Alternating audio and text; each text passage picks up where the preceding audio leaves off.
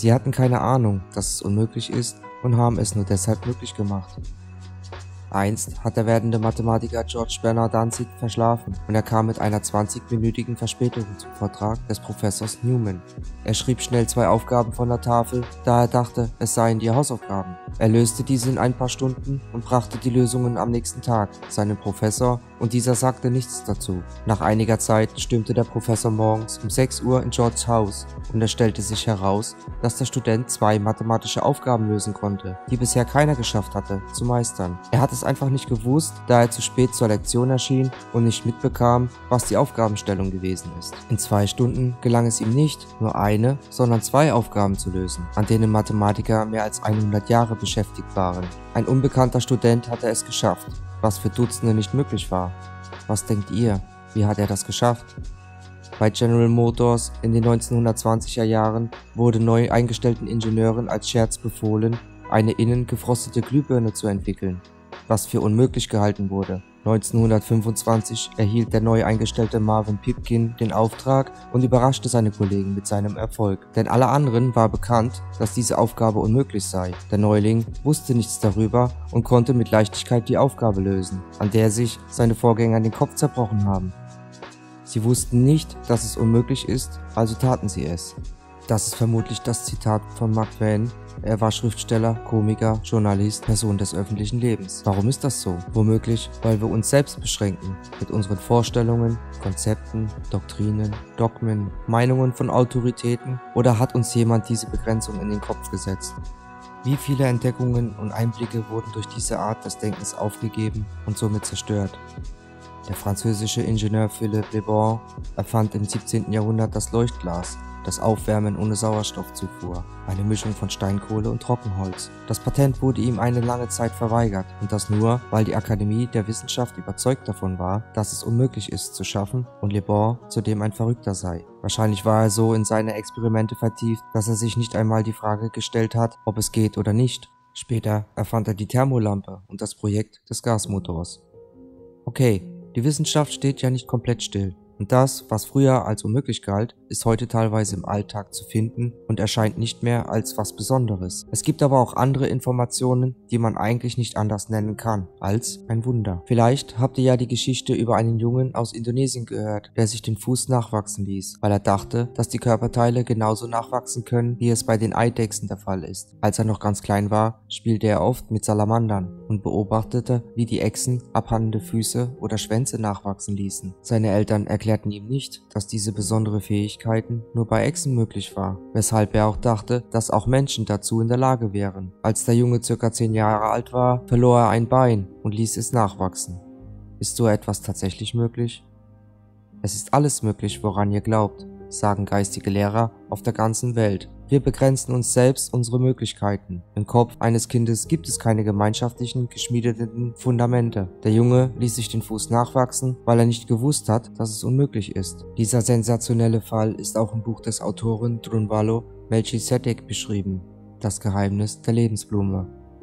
Vielleicht ist es ja nur die Fantasie eines Autors. Was sagen eigentlich die Wissenschaftler dazu? Zuerst ist ihnen das Thema Regeneration gar nicht so unbekannt. Zum Beispiel kann ein mexikanischer Salamander nicht nur den Schwanz oder Fuß nachwachsen lassen, sondern auch ein Auge, das Gebiss, das Herz, Knochenmark oder sogar den Kopf mit all dem, was da reingehört. Genau wie der Außerirdische in Man in Black 2. Diese Eidechsen haben solche Fähigkeiten, aber was ist dann mit dem Mensch? Neugeborene können zum Beispiel auch das Herzgewebe oder Fingerspitzen wachsen lassen und wie es scheint, sind auch ältere Menschen dazu fähig.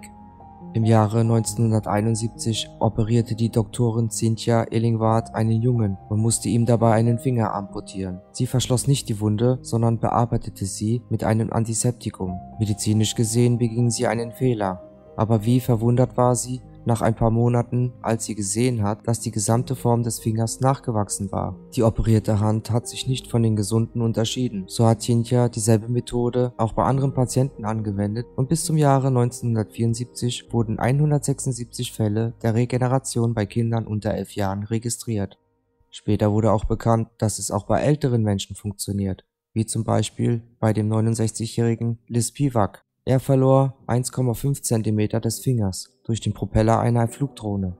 Zu seinem Glück arbeitete sein Bruder in der Pittsburgh University und dort an einem Projekt der Regeneration. Er schickte seinem Bruder ein Pulver, mit dem der Betroffene die Wunde bearbeiten sollte. Nach ein paar Monaten nahm seine Handfläche die alte Form an. Das Zauberpulver, dessen Erfinder Stephen Bordylak und sein Projekt namens Nicht-Zellulare Matrix, mit dessen Hilfe so oft es möglich ist, beliebige verloren gegangene Organe wiederherzustellen. Das Gehirn gibt den Organen die unterschiedlichsten Signale, sagt Bordylak. Die einen befehlen, dem beschädigten Gewebe wieder zusammenzuwachsen und eine Schramme zu formieren. Die anderen dazu zwingen, verloren gegangenes Gewebe zu rekonstruieren. Die Aufgabe der Matrix besteht darin, die Stimulation der nicht nötigen Signale zu unterbinden und nur die zuzulassen, die für die Rekonstruktion zuständig sind. Es kommt vor, dass die Aufgabe dieser besonderen Matrix nicht nur das Bewusstsein, sondern auch das Unterbewusstsein beeinflussen.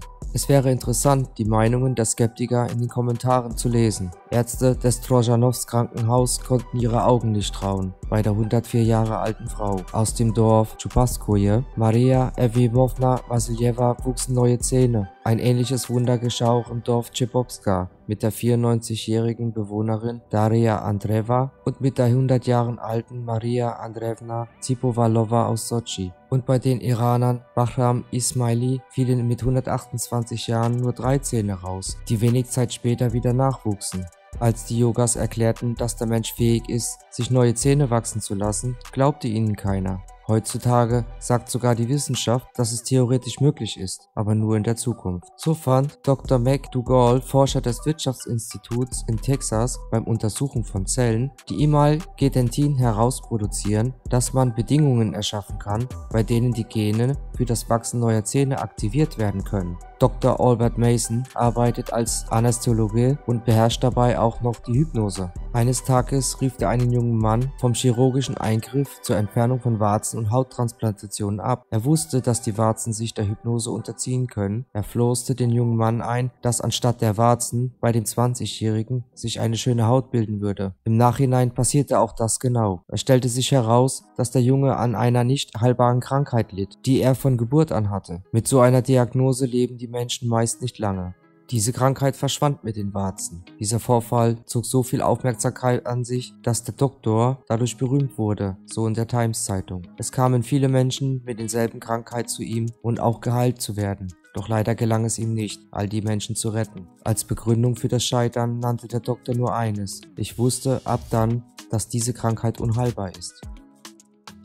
Marlee Metelin verlor ihren Hörsinn, als sie 1,5 Jahre alt war. Doch die Eltern hörten nicht auf, sich nochmal mit ihr zu unterhalten und unterrichteten sie nebenbei mit besonderen Methoden. Als es soweit war, schickten sie das Mädchen in eine normale Schule und nicht in eine für Hörgeschädigte. Sie passte sich rasant schnell an die anderen Kinder.